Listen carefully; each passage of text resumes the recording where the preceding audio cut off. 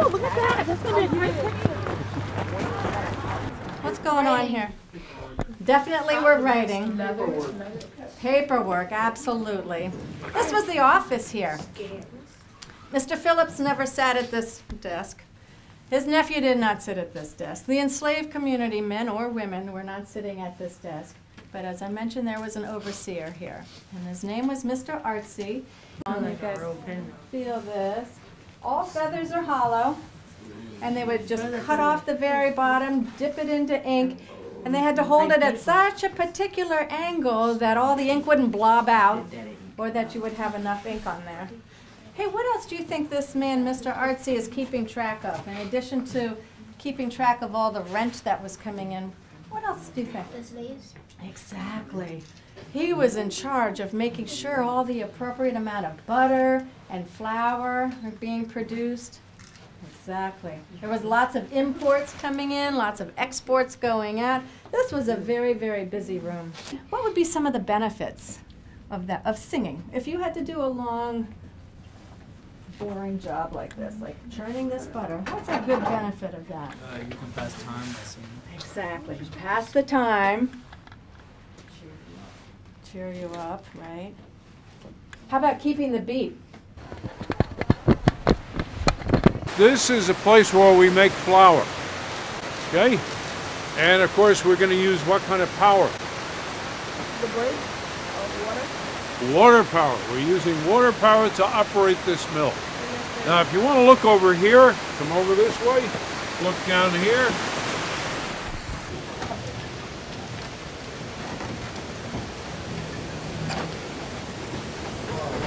Okay. Take a look at the water wheel turning. Then I'm going to ask you to step back this way, please. Step back this way, look down there. You see the machinery turning as well. I want you all to also, if you'll keep moving down that way, so you see the water wheel turning and see the machinery turning. You'll see everything working.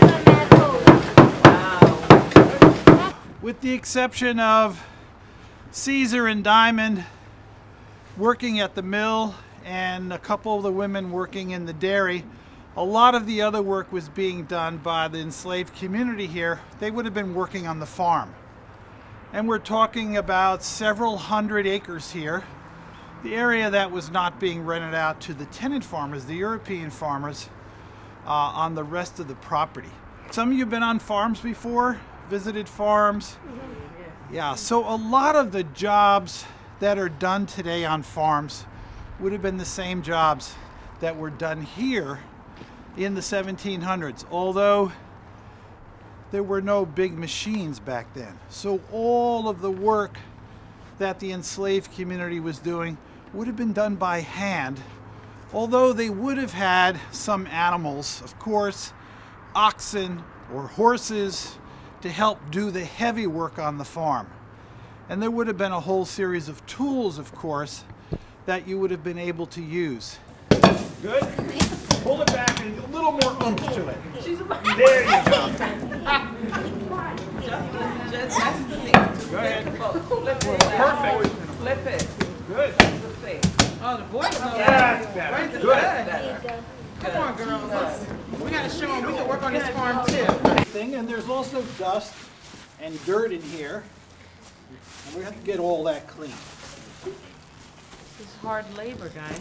It's very hard labor. So we know that there was a room, a building, where maybe some of the enslaved people would sleep, but there certainly was no brick floor, no stone floor. It would have been a dirt floor. So in fact, in the worst kind of weather, 23 people would find themselves in this room.